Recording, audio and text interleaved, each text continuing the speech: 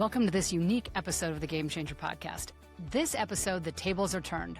Michael Ostrolenk from the podcast Resilience Redefined interviewed me. That's what we're getting ready to check out. And I talk about my new book coming out that I have never talked about publicly before.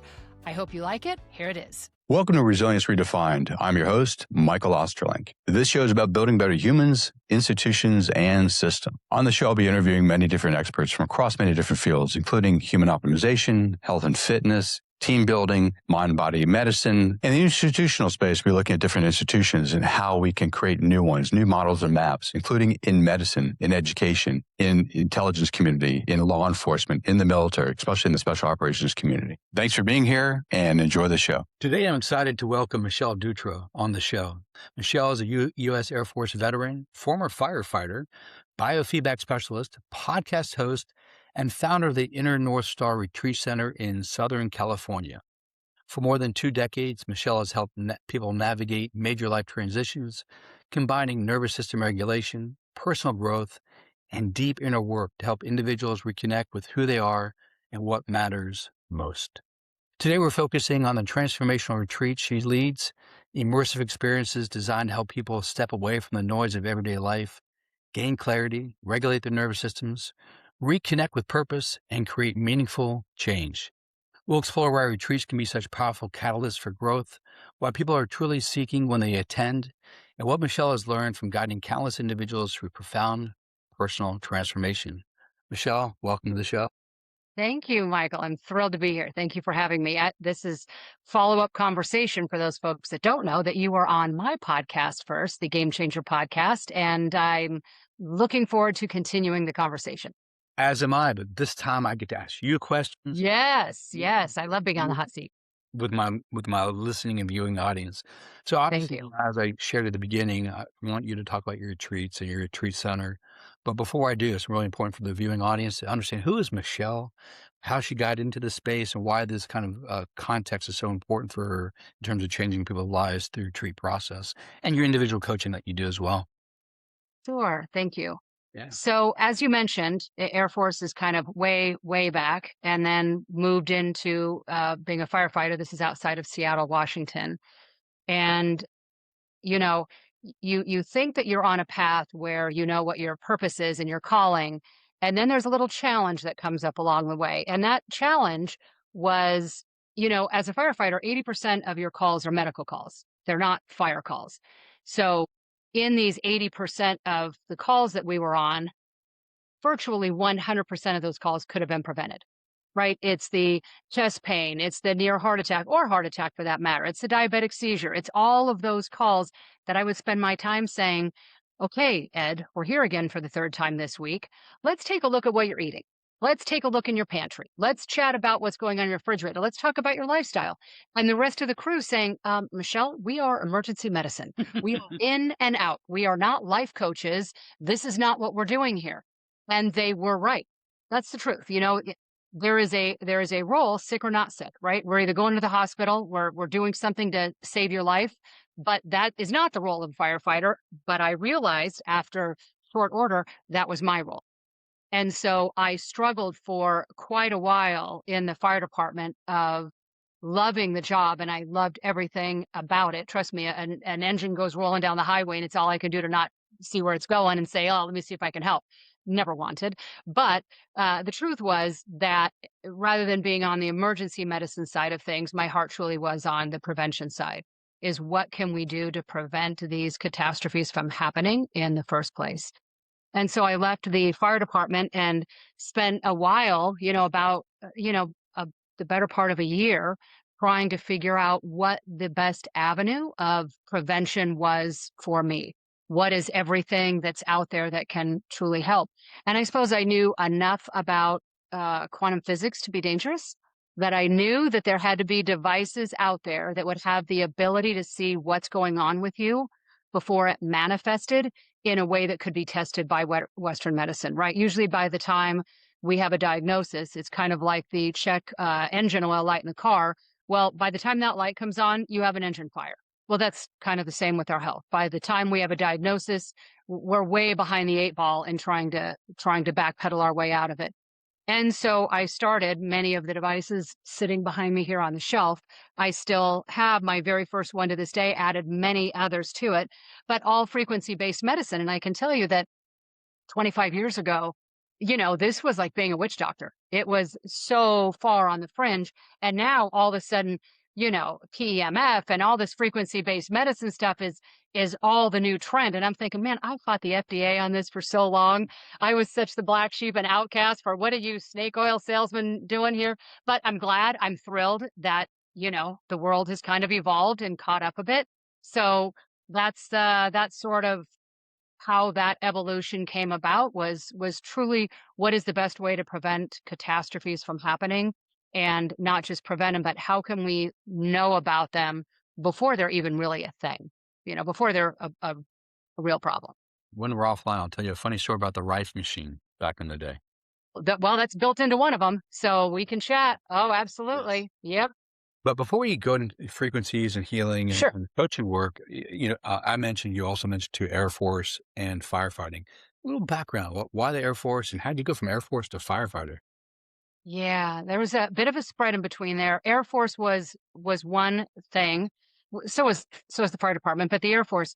I was in college, and which is a bit of a lie. I was actually playing volleyball on the beaches of Santa Barbara more than I was in any class in Santa Barbara.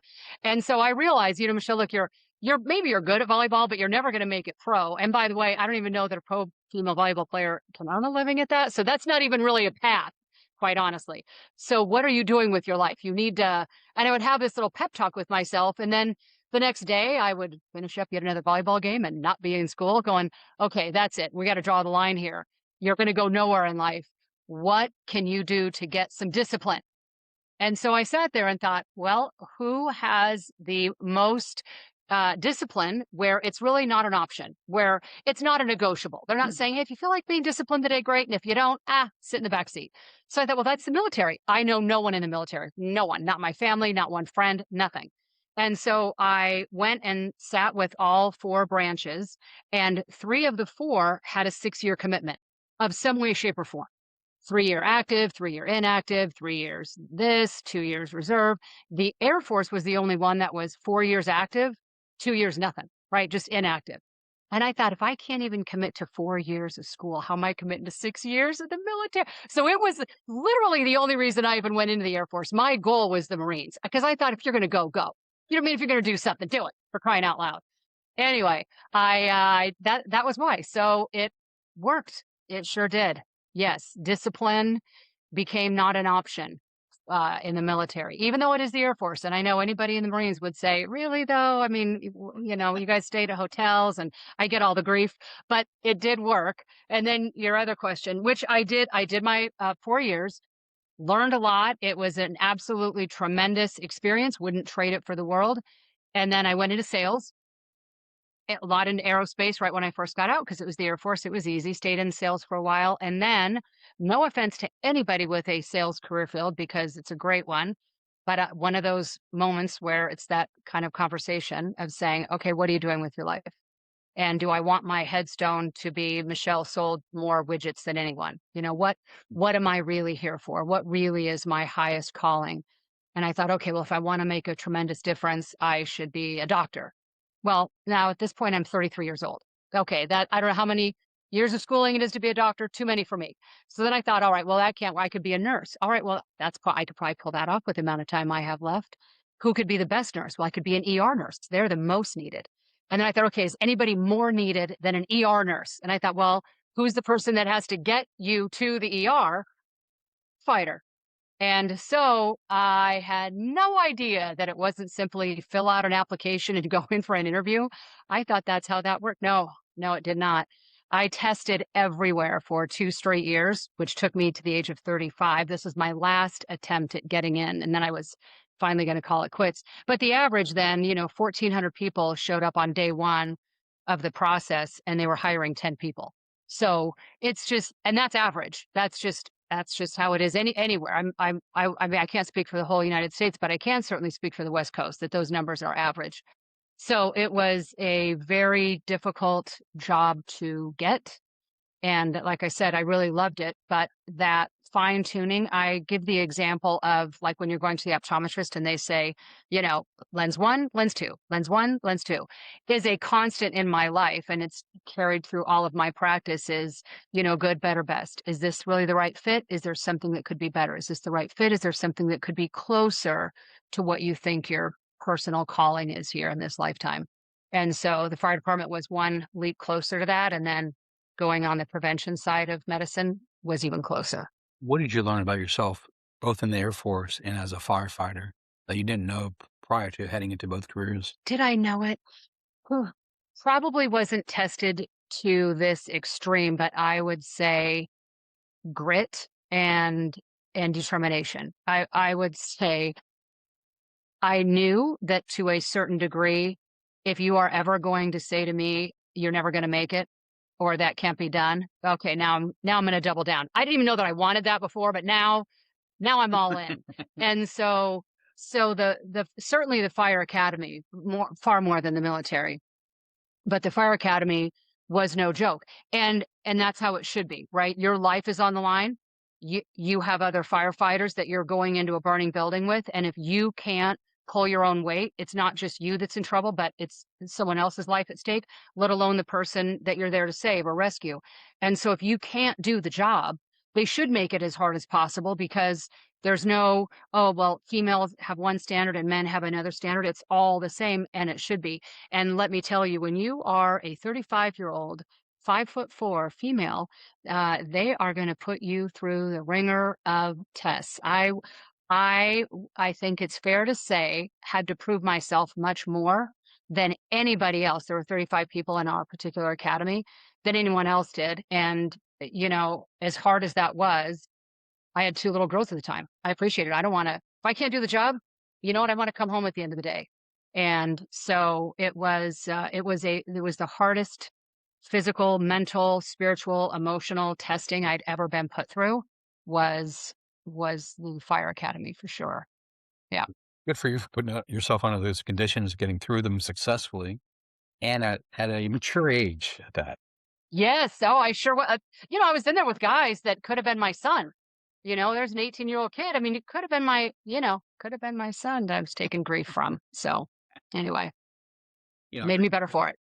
I heard you say a few times you had self-conversations when you're playing volleyball and then the career transitions and stuff like that. Was that kind of par for the course? Have you always been introspective since you're a young person? That's, I think, part of being an only child. Okay. Yeah. Not only an only child, but a lot of time alone as an only child. You have a lot of self-reflection, a lot of observation of other people and why people do the things they do. So that, I think, was all part of the design of the life that I chose. So it has definitely made me who I am. And it's something that I cherish and protect to this day. My alone time means a great deal to me. And if there's any one thing that I can tell starts to get out of balance with me, it's when there becomes too much input, is things get very off kilter, is I've got to have time with just me in constantly reflecting and looking at what is the best version of me, not just for myself, but in how I show up for others. And that, I don't know how else you do that without input and quiet time. How do you know, like, you're getting off kilter? Like, what are your warning signs to self? Like, oh, I need to spend some alone time for introspection and meditation and contemplation, or whatever the things are that you do. Becoming grouchy. Okay. Yeah. Yeah. If I becoming short, becoming things that, just whatever it is that would bother me, that just I know shouldn't, that's just a first thing. If there becomes a fuse that becomes short in any aspect of my life, that's when I can stand back and say, okay, what's going on here? We gotta slow things down here a little bit. Time to go spend time, like you and I were talking before hitting record. More time with the squirrels and pine cones is needed to sit and say, okay, what's going on? What is happening? Because usually that thing that irritates us is not the thing, right? Yeah. That's just a symptom of the problem, is just to say, okay, what's happening here under the surface that's trying to get my attention. So that's what I would say for me. It's interesting because there's, from my perspective, it's one thing to be aware of. It's another thing to be aware of and then be able to do something about it. So talk to me a little, if you don't mind, Sure. some of the things you do something about it with. Now, I heard you say pine cones in nature. So obviously time in nature is a useful thing for you to do. Are there other practices that you've developed over the time that helps you kind of re-regulate yourself?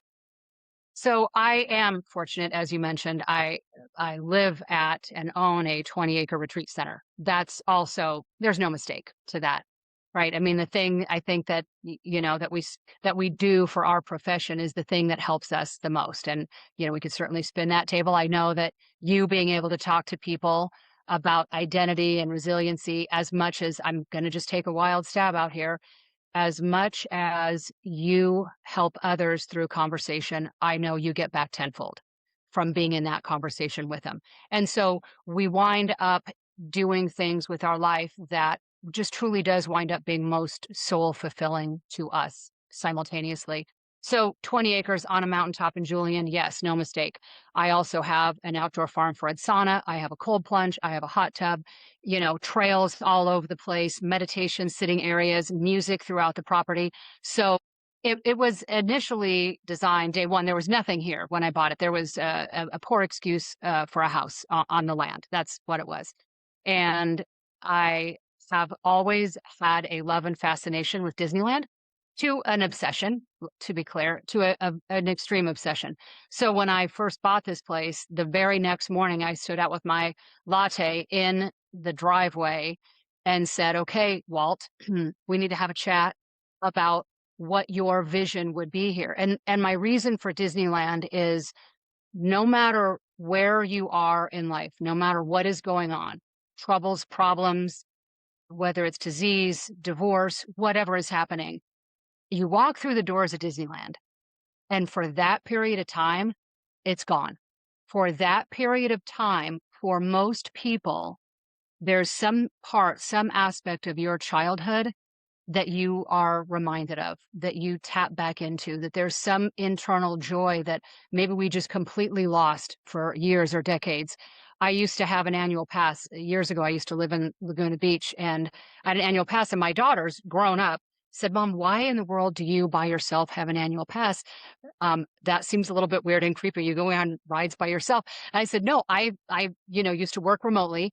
And this is before I had the retreat center, and I would take my laptop and sit on Main Street. There's a little cafe right there. And I would just sit all day and watch people walk in.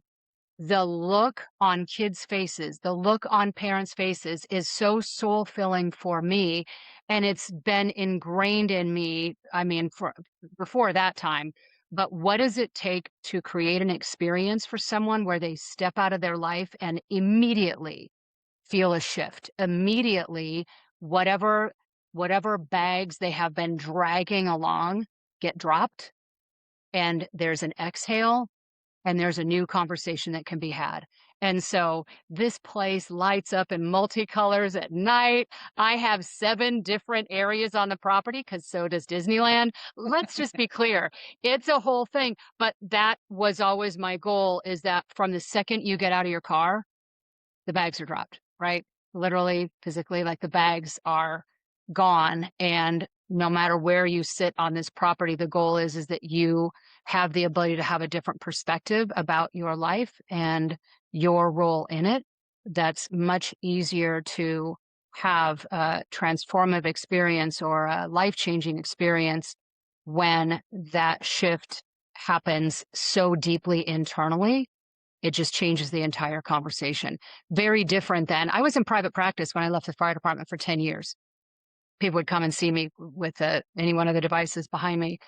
And it was not long. I mean, I was probably 9.5 years too long of being in conversation with people and just inside my internal dialogue going, if I could get you out of your life for a little while, this would be an entirely different conversation. But I know that in the time we have together, things may feel a little different, but then you're going to go home to the same spouse, to the same kids, eating the same food, doing the same thing with the same habits. And it is not going to be long before you're right back to whatever all that is. And so I knew if I had, at least a minimum of 3 days with somebody in a different environment where nothing around you is familiar anymore, right? That's where neuroplasticity and we're changing brain patterns can happen a whole lot more quickly when you change your external environment drastically. And this is a drastic change for most anybody. So, So many things like, oh, I want to talk about that, talk about this, talk oh, about this. So let's start with like who comes to you to have that transformative experience over 3+ days? Like, is it track yeah. that kind of experience? So that's a great question. And it's kind of a bit of an array. So one side we'll talk about is general public. The other part, I have a nonprofit. So I also offer PTSD retreats for veterans and first responders, primarily female veterans and first responders, because if you go and look up PTSD retreats, experiences, help, whatever you want, all of them are designed for men. They're all male getaways. They're all hunting. They're all outdoor challenge courses. They're just male driven. And there was nothing when I started looking in 2018, not one single thing could I find in the United States that was devoted to women. Not one. So this really is that. Now, if somebody were to say, okay, if a guy contacted you, would you not help him? I'm not kicking anyone to the curb, but I am just saying that that really is the energy, and it's who I am. So I can certainly speak from experience, right? I was in the military. I was a first responder. So I know I know the challenges that are unique to a woman in those roles. So that's one half. The interesting thing is when I say who comes here, that is on the general public side, what I do here and what I offer truly overlap by about 80%. So if you were a veteran coming to me for PTSD, the 3 days, if you were just watching on a webcam what we did, and you were the CEO of a company, you would not see very much different because the problems are largely the same. Right. So even though people think they're coming for whatever the reason is, I want to have deeper meaning in my life. I'm dealing with stress and anxiety. I'm dealing with even in peak performance of saying I feel like I'm losing my memory. I'm not as sharp. I don't sleep as well. I have inflammation. Now I'm getting to a certain age. I have aches and pains. Or true, I have elite athletes that are the highest end that are just saying, if I shave 1/8 of a second off, that's the difference of me winning or not. But they're all the same thing. They're all what's going on internally with our internal dialogue, with what's happening with your life. Again, like I said, how you perceive your place in it, how that's interpreted, how that's felt. And these devices all they are, let's be clear about biofeedback. Biofeedback, by definition, is a lie detector test. That's all it is. Like if I wanted to go get a second job in a police department and do lie detector, I'm already certified for that. So you can run, but you can't hide with these devices. So when you're hooked up and we're having a conversation, the devices all react to the truth. Here's what's really going on. And, one of them, the one that I started with, has the ability to see, and this I don't talk about very often in a public setting. This is quite a public setting, because a lot of people think, "Oh my God, that's so crazy," and a lot of it's honestly probably Michael wiring from my time 25 years ago. We've come a long way, but I can tell you that 25 years ago, people thought this was truly space age. But I can hook you up to this device, and I can see every emotion that is happening within you right now, and every emotion that you have stored since childhood. So when people would say, well, who can I bring with me to my session? I would say, bring anybody that you don't mind reading your entire medical history, all of your medical documents, and the diary that you have kept from before you could even write, because all that's going to come out without you saying a word. Like, I don't know anything about anybody coming to see me. It's just all there. Right? We hold every single thing on a cellular level in our body. So that's nutrition, that's toxins, that's emotions. I can see all of it. Everything isn't out of balance. So if everything is a known frequency and you are some kilter off of that, the farther off you are, the longer that's been out of balance, and that shows up numerically. So the people that come to see me, everybody comes to see me for a safe problem. Well, I think I've got some inflammation. Well, I can't really sleep. Oh, I'd like to be a little bit better. And then you're here and the real conversations happen. Let's talk about, those are all symptoms, but let's talk about why that's happening. right? And so all of these devices have the ability to definitely shift things back into a normal range. But if we aren't clear about why they got off kilter to begin with, it's just going to come back. So You mentioned earlier, context matters, meaning like someone can have an experience, but then they go back to their marriage, their kids, their environment, and the old behaviors reemerge. How do you make what you do sustainable once they leave after 3 or 4 or 5 days? Or yeah. is there enough shift in the system from the work over those 3 days that it doesn't matter the environment they step into after the fact? So great question. You really should think about doing this for a living. It's a joke. I know you do this for a living. That's why you're very good at what you do. So in a perfect world, I would see somebody once a quarter for a year, right? So because I look at everything happening, right? It's physically, mentally, emotionally, spiritually. We look at the whole thing. And being back in your life for a few months and coming back, we can see what continually drifts and we can see what holds. That's in a perfect world. Is that needed? No, it's not needed. And it's not most of the time being up here in Julian because people come from so far away. So the reality is we have very serious conversations about what your environment is at home and what it is that's pulling you so far out. Like I said, it's very, very clear. The device that I use, when I say clear, I'm going to give you one example of somebody. There was a gal who came to see me, and usually there's emotions that will show up that, there's 3 to 5 that are out of balance, that are really pulling you out of sorts. This one particular gal came to see me, and it was one. Boom, was a spike through the roof, and it said betrayal. Now, I don't know what is going on in your world if things are coming from you or to you. We just know that something in that particular word is showing up. And so she sat there and she was a bit of a skeptic, right? And so whenever someone's a skeptic coming in, I start with the emotion page because I don't know anything about you. So whatever is showing up, it's either right or it's not. Child, I go through, was your childhood like this? Did you feel like that? That's either right or it's not. And now I know everything else we talk about, I've got you, right? Because when that's accurate to 100% of accuracy, then the rest of it, let's not play games. So it said betrayal, and she sat there and you could just see the energy drop out of her. And she said, how did you know that? I said, I'm not typing anything. I don't know what's going on with you. You do.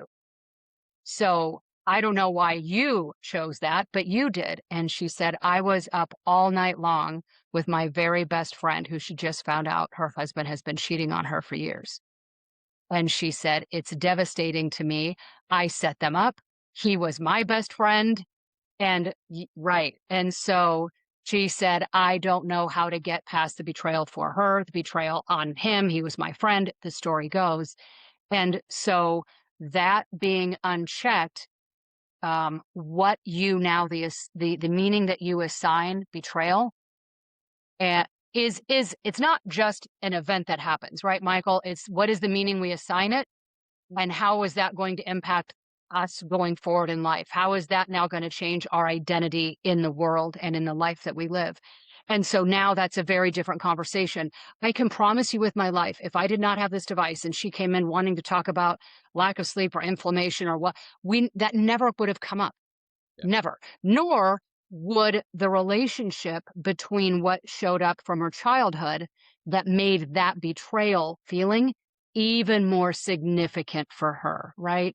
And so this just saves years of dialogue with somebody of just saying, let's stop with the safe conversations and the safe problems, and let's get at what are you holding on a cellular level that we've got to banish. So people come to see me for all kinds of things. That's why they come here. What they leave with is usually it is always an entirely different thing. And it's just to say, hey, here's the impact of your environment. And your environment is your exposure to toxins. It is your nutrition. It is who you live with. It is the job you have. All of that is your milieu. All of that is your environment. And so what these devices have the ability to say is to tell you, here's the degree to which they're impacting you. So you maybe thought, I can handle it, right? I'm a tough guy. I get that. I've been that my whole life. I can handle anything. And usually those are the people that get hit the hardest because it just one day snaps. Right? It's not the person that says, I got to worry about my self-care. It's the person that says, I don't need self-care. Right? I can man up and press on through anything. And so, especially for those people, when they see numerically the impact and the toll that it's taking across the board, is a different level of reality of, I thought I was going to be okay through this. And I say, okay, but here's the thing. These numbers don't lie. And I've done this for 25 years. I see what is headed to cancer. I can see what's headed towards diabetes. I can see what's headed to heart disease. And so these are very real indicators of what's coming. And now you have choices to make. I can't tell you how seriously to take your life. That's up to you. But I can tell you where you're headed, right? Like I said, these at the end of the day are lie detector devices. They don't mess around. Well, I think I shared with you on your show, like my first introduction was biofeedback in the late 70s. Yeah. Galvanic skin response and EEG biofeedback. This is like leaps and bounds. Yes. And that matters. I don't want to discount that, right? That absolutely matters when we think we can handle our stress. Let's just go back to the most simple form of biofeedback. And I say to somebody, okay, when you're at a really Zen state, when you think you're there, okay, we've let it go. Breathe however long you need to breathe. And then I say, when you're there, open your eyes and look at the screen. And the screen is crazy.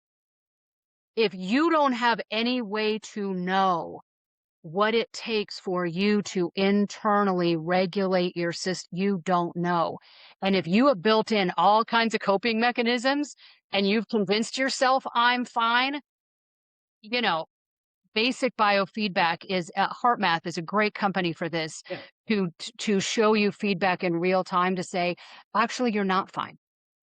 Actually, internally, you're dying inside. So we need to do something different. That breathing practice, ineffective for you. It's not working. That doesn't work. So let's try something different. I don't know what you're breathing and what you're thinking, but those two combined is a nightmare. So, probably right now is people listening thinking, wow, this girl really seems very high strung. And isn't she a stress reduction therapist? Absolutely. And let's understand that my primary job is first to be stress inducing. If I don't jar you into reality to say your life needs to matter more, you need to matter more to you. These numbers, what is happening, what is being portrayed here, what we can see here needs to matter more. And so I think that a lot of people get caught up with the kids, the relationship, the job obligation, the this, the that, the everything external that matters so much that we are not even in last place. We don't even have a place. And we just think, like I said, that we're going to be fine. And one day I'll be able to take a break, not today, but one day. Well, when you don't make it to that day, now let's talk about all the people you're letting down. Now you're not there anymore. Or you're a vegetable, or you're in a wheelchair or whatever it is that's going on. You've got a leg amputated because diabetes got away from you. Like the story just goes on that are all preventable, all of it.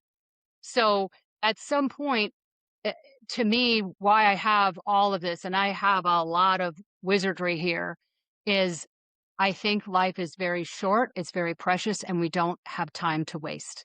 You are put here on this earth to do something amazing. You have some incredible obligation that you are put here to do. And if you are not at your fullest, most alive self, you are only doing that to some percentage, or you're way off track and not even doing it at all. You bought into some story that you thought you were supposed to be or what you were supposed to be doing, and all of it is a mess. This device will tell me that too. I have a device that will tell me what your job should be, what you're meant to be doing with your life. I mean, it's all energy. It's just all energy, and all of that is readable. And so I have people that are, well, I've been an accountant my whole life. Well, that's really a shame because that's not why you're meant to be here. So then we can have the conversation of, I gave up on the dream, right? I first was doing XYZ. I thought I'd like to be a baker, but my parents said, that's not why I put you through college. And so then we can talk about, well, let's talk about the impact of that decision of living a lie and what that's doing to you, because again, you can see it all. And so all of this is knowledge, but at the end of the day, that's all it is information. You're the one that's gotta say this either matters enough or it doesn't. I either make changes in my life or this is the path I'm headed down. In as you explore new devices and the technology advances over time, what are you learning about yourself in the process? That that it is really great to be tough. It is really great to be strong. It is really great to know that any challenge that comes my way, I can conquer. And that is also my greatest Achilles heel. That is that sword. If I could go back in time, I wish I would have put that down decades ago. That I know that the reason that I attract those types of people is because it's so relatable to me, and it's still something that I am challenged with every day to this day, is, um, is I let things go too far, too long before checking in and saying, "Okay, now we're not at half a tank here, we're at a quarter tank, and now it just takes so much longer to refuel than had I just done what I tell people to do all the time." But, here's my story. It is 20 acres. Guess who's maintaining that, right? It is all the advertising. It is all of the promotion. Guess who's doing that? It is designing all the retreats and hosting the retreats. Who's doing that? And so, uh, that has that takes its toll. That takes its toll. If I get asked a lot, would I do this all over again? Would I open a retreat center? And honestly, I would. I also get asked a lot of people that want to open a retreat center and say, "Oh my God, you're doing my dream job." And I say, "Great, spend a day with me. Let's see if you still hold that dream. Let alone a week. If you can hang out for a week, then by all means, go do it." And the number one thing is you had better have a team of people with you and more money than you'll ever think you're going to spend, because doing it on your own is not healthy, is just not healthy. Most learned is that the thing that I have always battled, I probably will take to my grave. I still do. Yeah, I still do. But it's why I have the things that I have, and I can, in short order, go out and sit in a cold plunge. I can take myself for a walk and say, "Okay, we need to go sit in the meditation area and have a chat and say, okay, come back, get back. Why are you making all of these external things more important than your own health? Because without that, nothing matters." So, For these retreats, is it like you have every quarter you have a retreat, anyone can come? Is a retreat for particular people, like a particular group, an organization? Like, I know you said you had a nonprofit, but how do you actually organize the retreats? yeah, so they're actually private. So I do specialized retreats, which that's all on the website, where you would see, "Oh, Michelle has a speaker coming in and it's 3 days on this topic." Maybe it's specific to meditation. I'm flying in my personal monk from India, which I actually do have. So Wow. maybe it's that, right? So that would be a group setting with a certain number of people. Lodging is not here. We just come here, and then lodging is very everywhere. And Julian is very close by, within a mile. There's 100 Airbnbs. Oh, So that would be one thing. But really, the work that you and I are talking about is private. So that's one-on-one, and you stay here on site. The very first thing that I built, again, you would think, wow, really seems odd for a stress reduction therapist. This would be where she would start it. But I built a 1920s themed champagne room. So that's the lodging. Is it's like a glitter type, glitter. I say you really couldn't see the glitter, but it's an epoxy floor, velvet furniture, chandeliers. It really feels like a scene from The Great Gatsby. Why, you might ask? Because I think the thing that most people get away from is that life is meant to be celebrated. Is that your life is meant to be celebrated, and we get so busy with I'm going to celebrate when.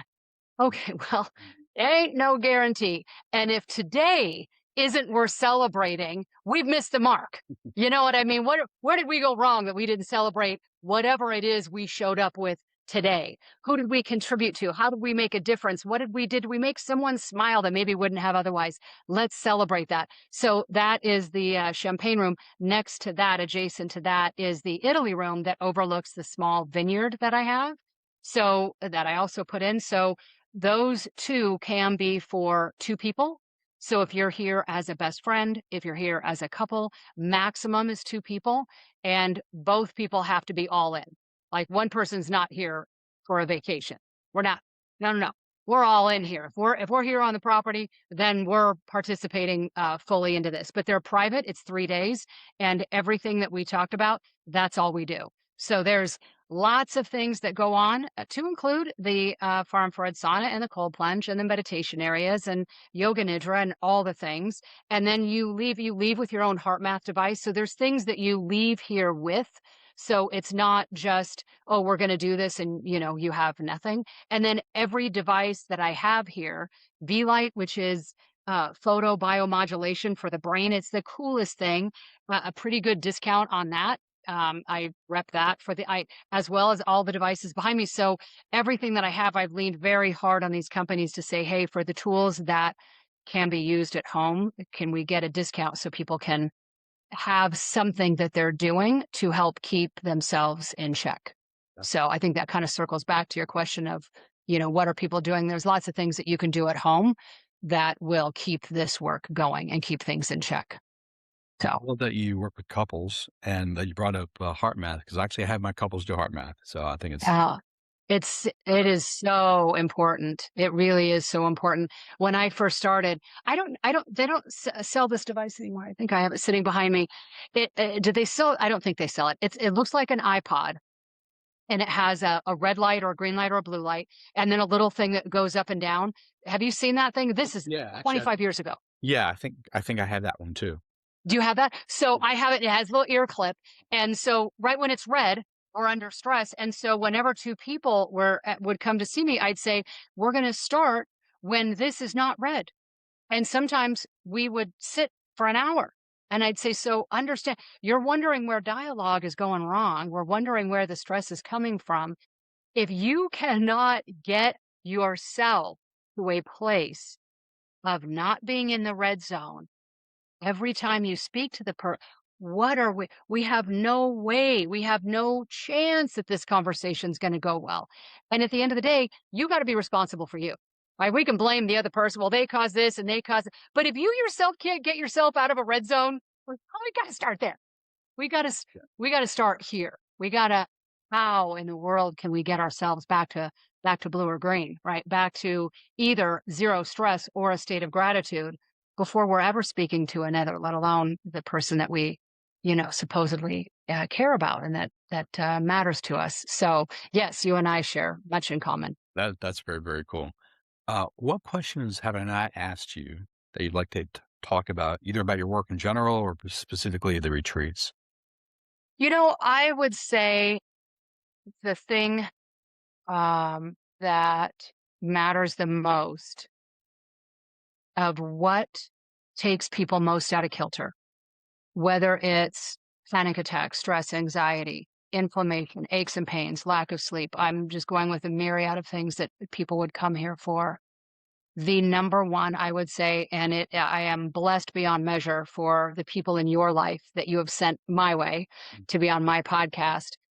They all share this. For the most part, it's kind of a common thread through them all. And it is what I would say is the single biggest factor in why things go awry, and it's lack of identity. It's who are you really, right? Why are you here? And not just who are you, but what do you think your worth is and why? What do you think you deserve in this lifetime and why? Good or bad, in any way, is all of the things that have happened over the course of our life that we have assigned meaning to. That meaning is then transposed into, and that's why I am who I am. And that's why my life is what it is. And that's also why I have this pain and this panic attack and this problem and this diagnosis and this disease. And all of that is a story. and it's one that is changeable. I don't have any part of me that has a belief that it is your lot in life to have this diagnosis. I don't. I think that diagnosis exists because of the life you're living and the beliefs that you have, but those are changeable. And if that's changeable, then so is your diagnosis, period. But I would say that if there was one thing that mattered the most, it's really it's really knowing to the core of your soul who you are, not with a job title, not with what you're doing, but you, the truth of you. And that nothing that could ever happen, no matter divorce, loss of a job, diagnosis for that matter, that nothing can take away the essence of you, that you need to be really clear about what that is. That's one. The other one that I would say is I think it is the most missed factor, the most not paid attention to factor in overall health and well-being, and that's the impact of your environment. I think it is the biggest miss across the board. And your environment is everything that we already talked about, right? The job you have, the significant other, most important decision you could ever make in your life. That is a complete game changer in any direction. But the environment, the friends you keep, the job that you have, the clutterness of your home, right? Is it clean? Is it full of clutter? What is your entire environment like, and how does it make you feel? When you get in your car, how do you feel? When you walk in your job, how do you feel? When you are in your bedroom, how do you feel? When you're eating the food you're eating, how do you feel? All of this is your environment. And if 9 of 10 of those make you feel bad, we're in a bad way. We are behind the 8 ball here. So for people that think that they can outsmart their environment, or you know what, I'm fine. It's if you came to see me and now let's say you're a fish and we have all of you completely cleaned up and you're a perfectly healthy fish and we put you into a dirty aquarium, you're going to become sick immediately. No different than I can take a sick fish, put you in a clean aquarium, you will be healthy and whole in no time. You are your environment. And if people took that more seriously, certainly after coming to see me, you do. You're going to see that impact without fail. But I would say that would be the 2 things: is your identity, the truth of your identity, and your environment are the 2 most important things that I think don't get enough attention paid. The impact of both of those. I love that. I noticed that you're a brother from another mother, but that doesn't work since you're a girl, but you're a sister from another mother. I literally just wrote about this a couple of days ago. So you and I are completely in alignment, the importance of the environment. And I love your more transpersonal perspective on things. Like, who are you at your core beyond the masks that you wear and the social constructs of things you learn how to do to survive in the world. And so I love that's Yeah. No, like I said, you and I are just one and the same mind across the board. So I appreciate you immensely and the work that you're doing, and your environment is stellar. You have surrounded yourself with the most amazing people, and right, our the people we surround ourselves with are a reflection of us. And so it is a true reflection of you and your integrity and your character, because the people that you're around are the best of the best. And it really is. It's a reflection of who you are. So I appreciate that. I consider myself in the most amazing company just getting to be here with you today. So it's an honor for me, truly. It's very sweet. I appreciate Truly. it very much so.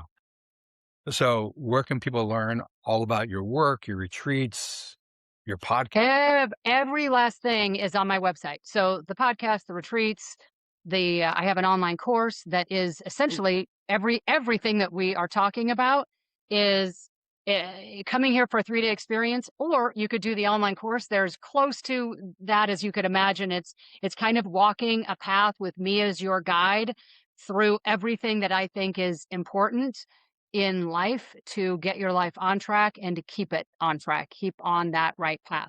So I have that. I have a 90-day journal that is meant to rewire and reprogram your brain. That's on Amazon, also on my website. So I have another book coming out here in a couple of months. All of it is it's all under the same umbrella. All of that is under my name, MichelleDutro.com. So 2 L's in Michelle, and then Dutro, Dutro.com is where everything sits. So you don't have to You go got to to plug your soon to be released book and your podcast. What's the title? and the podcast. So the podcast is the Game Changer podcast that you'll want to go back and listen to Michael's episode on. It's phenomenal. And all of my guests that are his friends, check those people out. And the book, the soon to be released book, is called The Cloud Conversation, the most important conversation you'll never remember. So as I said, there is a line that says, things didn't happen to you, they're happening for you. I take that a step further. I don't think they're just happening for you. I think they were all designed by you to begin with. All of it. So if you could imagine that cloud conversation back in the day, if you were to ever run across a challenge or a hurdle or a problem, and you could immediately in real time say, why would I have chosen this? Why would I choose to go through? And if someone's saying, oh, what, that bankruptcy or that diagnosis or being cheated on or what? Yeah, all of it. What is in this that when you're on the other side of it, you will have learned, you will have grown in some way, some character that is built, some whatever that is absolutely a requirement for whatever that next thing is you needed to have in your backpack. And so back in the day, when you planned your life, you said, I ultimately, right, we begin with the end in mind. This is what I want to do with my life. This is who I'm here to help. This is who I'm here to serve. So in order for me to be the very best at that, I had better go through this, and I had better have these siblings or not, and these parents, or I better be adopted, or this, or that, or whatever it is. And when you look back at the thread of anybody's life, there has not been one person in 25 years that I have walked through and said, yeah, what part of your life are you surprised with? Hold on. This is such a logical, when you get out of your own way, again, get out of your environment and step through and look at the weaving of your life, which is what we're doing here in the 3 days. You will leave here knowing exactly why you're here, exactly why all the things happened. And so then when they show up, it's kind of with a smile. Oh, I planned for that too. What an odd thing to have planned for myself to get fired today. All right, well, I guess that was for a reason. And it changes everything. It does. It does. So yeah, it's a deeply transpersonal, existential message and approach. And it requires one to be, using Jocko Willnick's extreme ownership, talking about extreme ownership, like that's extreme ownership. If you take it as far as you have, that's awesome. right. Yeah. Right. It's So it's the tale of a gal, Danielle, and we sit in on her cloud conversation and walk through some people's lives, some that are famous, that when you weave through a couple of famous people's lives, you go, huh, how interesting. Why else would that have played out that way? It makes you step back and think. And so yeah, I think there's no accidents. I think everything is by divine intervention, and the line, on earth as it is in heaven. Well, right. All part of the design, all part of the plan. And so we can spend time playing the victim and complaining and being angry, but it's a lot easier and healthier and a lot quicker to turn things around, to shift a perspective and say, what is this all about? What is this really all about? What am I here for? What is my greatest, highest calling? And every single solitary person is here for a reason, and not a small one, a significant one. So the book coming out? Well, let's just put out there this year. How about that, Michael? Thanks for the pressure. Yeah, this year. It'll be out this year. I'm going to guarantee you that as soon as I have a release date, you will know. Promise you that. Yes. And, it is also very much, there's a couple of people that have been privy to the book and the course and have said, oh my goodness, they are such a companion to each other and a companion to all of your work. It's crazy. You'd think it was planned this way. So, but this book is years in the making. So I had to really sit with, when you talk about quiet time, I have seen a lot of clients with some very significant hardships where you would listen to a story and say, that should never happen to anyone. And very difficult things, and having to explain that, having to have reasoning for that is a very delicate thing to approach. So it has taken years, and every single aspect of this book, every one of them is a real person. There's not a story in there that's make believe. So anyway, this year it will be done. It will be out this year. Greatly appreciate the sensitivity to that, because I could imagine someone could be like self-blaming. Oh, it's all my fault. At the soul level, I chose to go through this process because I incarnated to have these experiences. But if someone gets caught, using my language, gets caught up at the egoic level of like blaming and beating self up, and like that's not a healthy way of integrating this model that you've created. And so I appreciate your sensitivity to like, how do you teach this in such a way that someone can kind of do the 30,000-foot view and look at their life? When a child commits suicide, I have a couple of friends who have had their, kids commit suicide, and that had to be addressed. I can't know about this as somebody who works with these people. I mean, people right in the world of PTSD, there's, all kinds of things. And so if I believe this to the core of my soul, then you can't just attach that to the good things in life. Oh, well, wasn't that great? You got fired, and then this other thing, you started a company, became a billionaire. Yeah, that's amazing. But you have to look at all aspects, even the most challenging and difficult and hard things in life, and say, and I would never in a million years put this on a spin of, well, you chose this. But I will tell you, it's walked through in this book. It is walked through in this book to a degree that maybe there can be a different meaning assigned to a grieving parent who is having to live with what I would consider is the most difficult grief to ever have to endure, the loss of a child. So it's been a bit of work, but like I said, if you believe in something, then you have to believe in every aspect of it. Mm-hmm. And you have to be able to walk through that. And I have sat with plenty of people in this space to have to assign meaning. Otherwise, that meaning will eat you alive. Yeah. If there is no meaning, if there is nothing to come of it, if there is nothing to take from this and contribute to another in a meaningful way, to do something with that, then what's the alternative, right? Then you're walking through life with not only no meaning, no purpose, no soul, nothing but grief and loss. And that's not the answer. That's not the answer. It's an answer, but I don't believe it's the highest calling of an answer for someone.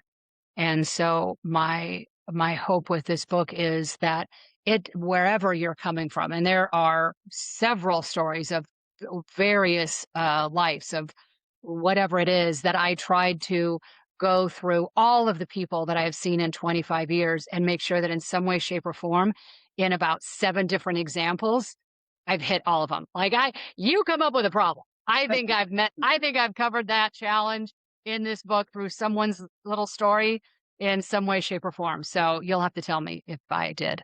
In fact, let me tell you this, Michael, before this goes to a publisher, I would love your feedback. I'm going to send you a copy of the book, and I would love your feedback. How about that? Yeah, that sounds wonderful.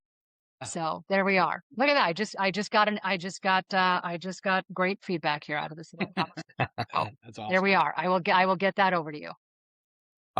Gladly accept. I appreciate that very much. Thank you. I appreciate it. One more time for your website and any social media handles. Sure. MichelleDutro.com, social media. So I got hacked last week on Facebook and Instagram. So normally I would say you can find me at Michelle Dutro anywhere, but I'm currently Michael on the dark web right now. If I told you that I, right before this call, was working for 2 days with somebody in Nigeria, Kenya, and a few other random countries to get my accounts back, I would not be lying to you. Yes, I am. So there's a solid chance by the time this airs that I get my accounts back. But One never knows. So I am currently on LinkedIn and TikTok and X as my name, Michelle Dutro, hopefully on Facebook and Instagram one day very soon. One never knows. You know what? Why did I choose for that? I don't know. Maybe I needed this friend in Nigeria to work with me on this. I don't know, Michael, but it's been a week. I can tell you that. It's been a week. Yeah. I can also say my last tip is if you get an email from Facebook that says click here, don't click there. Facebook is never going to email you. Don't do it. Yeah. Good advice. Caused that myself. Caused that myself. Interesting choice to have made. Yep, but I made it. Yep, there we are. Thanks, Michelle. Yes, thank you. Thanks for ending on such an up note for me, Michael. That's Well, definitely enjoy our conversation. Definitely want oh, people to thank you. Truly, thank you. It's such a pleasure. check out your website, check out your podcast, check out your book that's coming out this year, your online course, and your retreats. All there. Awesome. Yes, all there. I appreciate that. And if anybody has any questions, my email is there on my website. Please feel free to reach out to me about anything, and I'll let you know if I think we're a fit. Awesome. Thanks, Michelle. All right. Thank you.